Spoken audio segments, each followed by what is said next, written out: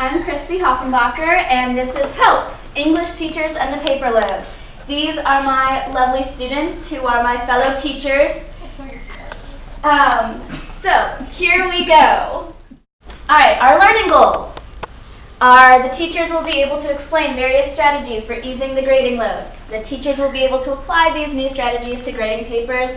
The teachers will compare and contrast the effectiveness of these strategies with previous paper grading strategies. How do you feel about grading papers?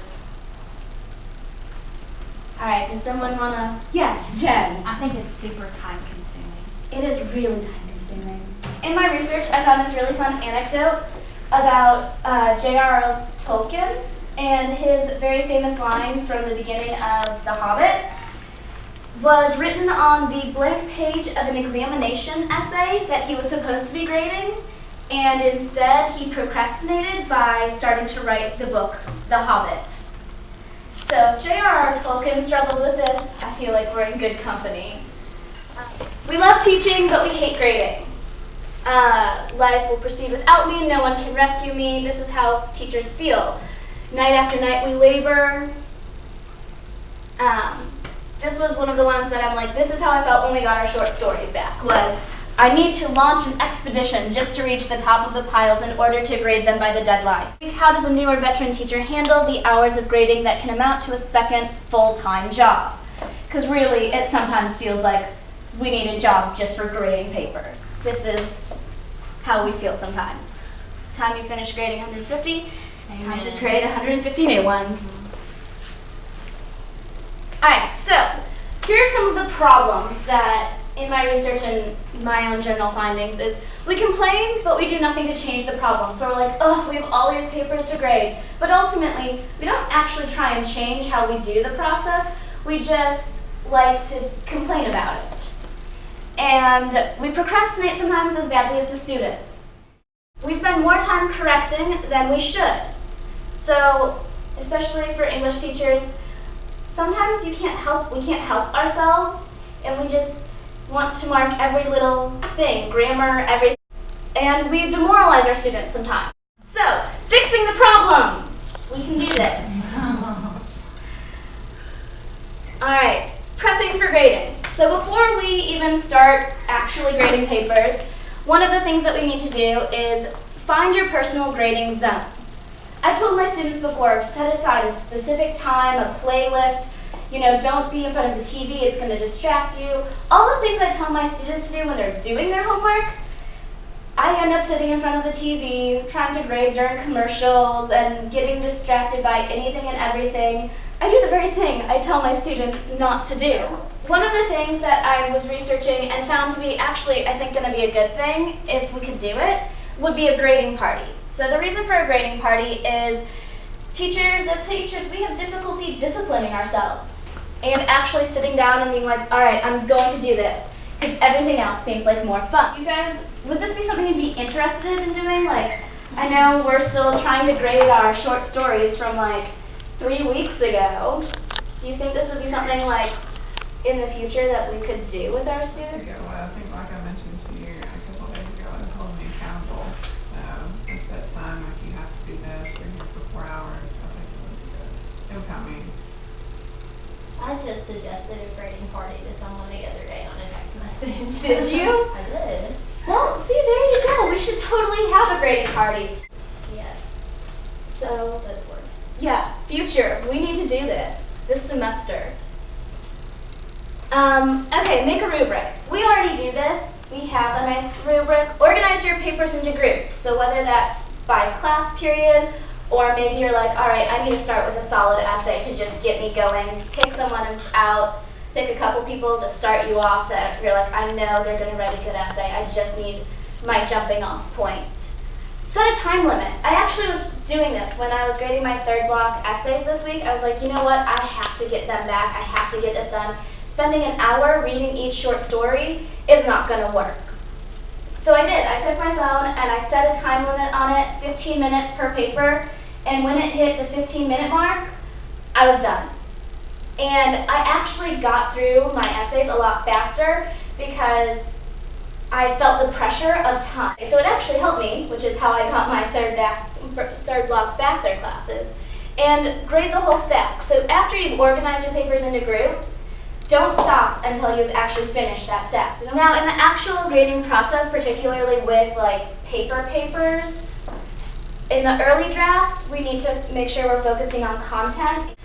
The middle drafts should honestly probably be more pure and self-editing with a little bit of focus on grammar. And I don't know how you guys felt about the pure editing, but I loved it. What did you guys think of our pure editing stuff? I think they feel less intimidated to share it with a student rather than me, but I think it was beneficial and it was good. I think it can be good, but sometimes the kids don't want to say anything wrong. Or like with my lower classes, they don't know if anything's wrong. So it works sometimes, but sometimes it doesn't. Yeah. As well. Reading through these papers, I'm like, we probably should have done pure editing more frequently than just the once. Like having it at the different stages. So I read the exposition and graded that, and then used that as a like, this is how when you do your pure editing. So when they wrote the rising action and the climax and the falling action, and then the full rough draft, like having better advice throughout the whole thing. And then final draft, we don't need to kill ourselves on the final draft, because unless we're letting them rewrite them, they're probably not going to care a whole lot. Yes, we need to give like some closing remarks, but probably with final drafts we're spending way too much time, and more time than is necessary. After grading, allow time for students to read feedback. And actually, I thought this was a really brilliant thing because I'd never really thought about this, and it makes sense. Sitting back, write the essays, and you're going to give the students time to actually read through this. What do you tell them? Like, because I'm going, okay, they read through it, and then what? Because I want them to actually read the comments and hopefully do that sort of thing, but then what do I ask? Because all of their questions are personal questions about their essay. Yeah. And I don't really want them asking me 30 questions about their own personal essays taking up class time. It depends on the level of class, I think. Going on third period with you, probably the personal questions are probably quite good. But I mean, my honors, they are more or less like, I know my falling action wasn't strong, you know, maybe why but it's still personal. I don't know. Any ideas about how we could, because they're looking at their personal comments, so how do you say, look this over, we meet with them? How do we do this? I don't know, in college they always did like a week of conferences, but we don't have time to do anything like that. It might be better to do something like that after a rough draft instead of after the final draft, because if they're asking questions like how to make the thing better, I don't know. I think that would be something to think about. Jen, any insight? Well, I was thinking to at least have a little participation without going overboard. I would be interested if a student could look at that and summarize to you something, not everything, but something that was corrected.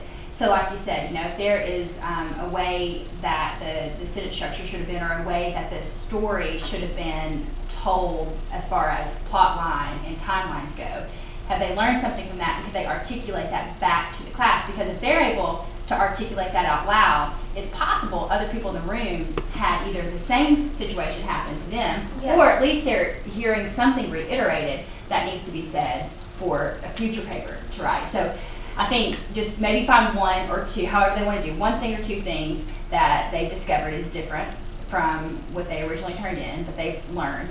Say that out loud so that it makes sense, hopefully, to their class. And then, make that maybe something that every kid participates in. If you want them to, or you could have 2 or 3 things they would want to articulate out loud, but I think it's good to hear it again sometimes.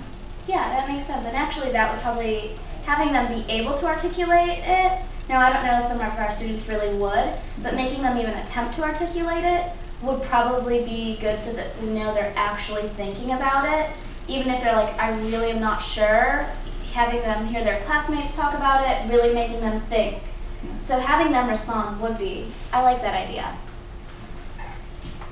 Okay, so yes, so then my final is, okay, once we finish doing all of this and we are finally free. But yes, so thank you for participating in this loveliness.